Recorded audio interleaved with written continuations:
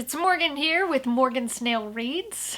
It is a week into October already. I don't really know how that happened. Kind of freaks me out, but here we are all the same.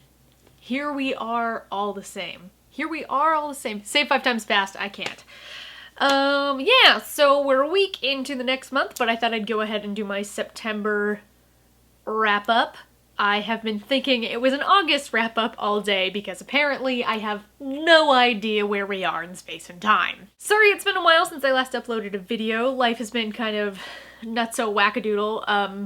I opened a show where I assistant directed and did all the scenic painting, as well as had some crazy family stuff going on. I got cast in 2 new productions while rehearsing one. It's been some stuff going on. Anyways, let's just jump right into talking about some books that I read. The first one I want to talk about is Spectacles by Sue Perkins, and I don't normally like audiobooks, and it's nothing against audiobooks, it's just that I really like the tangibility of reading.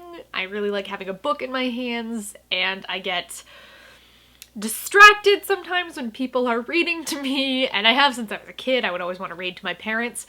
But Sue Perkins reading her memoir is awesome. If you don't know who Sue Perkins is, she is a British comedian and she is absolutely just fantastic. I first found out about her from a show called QI, which is hosted by Stephen Fry, and if you need a new show to watch, get on that, because it's hilarious and you'll learn a lot. Her memoir is charming and honest and hilarious, and her reading it just makes a lot of things that I think would be mundane reading it in text just alive with this color and this vivaciousness, and it's an absolute blast. A big shout out to my friend Stewie for hooking me up with that, because we had some issues with it not being released in America yet. So, you my BFF. Mwah. The next book that I read, I don't know why I can't get comfortable. The next book that I read was Aristotle and Dante Discover the Secrets of the Universe by Benjamin Science? I'm not sure how to pronounce his last name. And it's a young adult book. It's a coming-of-age story, so I'm a little partial to those.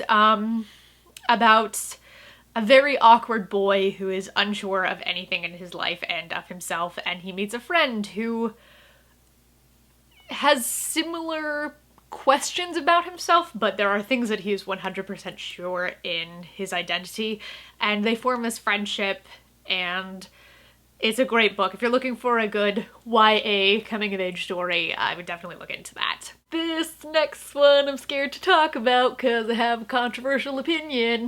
The next book I'm going to talk about is The Perks of Being a Wallflower, which I finally read in my mid-20s. So when the movie came out, I went on a date to go see it, and about 15 minutes in, my then boyfriend and I were like, I'm done watching this, and we walked out of the film.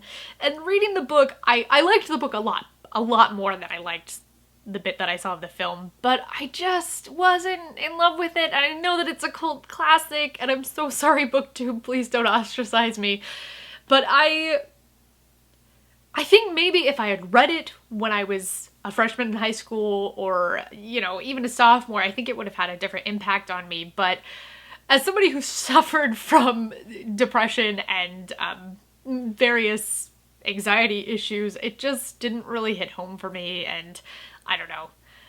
I feel like the old man yelling at the cloud, because it just, I don't know, it didn't connect, it didn't resonate with me, so sorry, BookTube.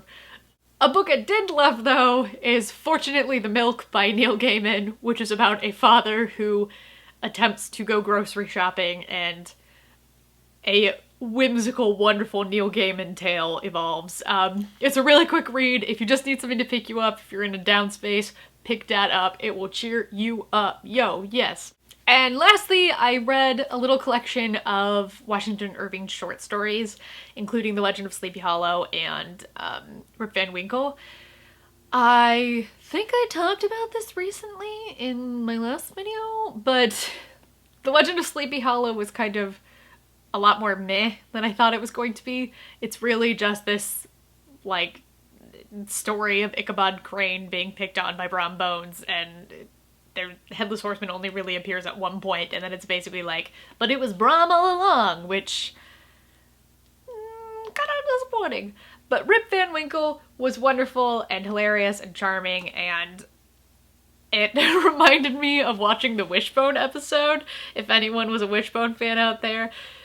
They did a really good job on that show of capturing the spirit of Rip Van Winkle. Anyways, that's my really quick August book wrap-up. I have a couple tag videos that I was tagged in, so thank you for tagging me, and those will be coming at you real soon. Okay, bye.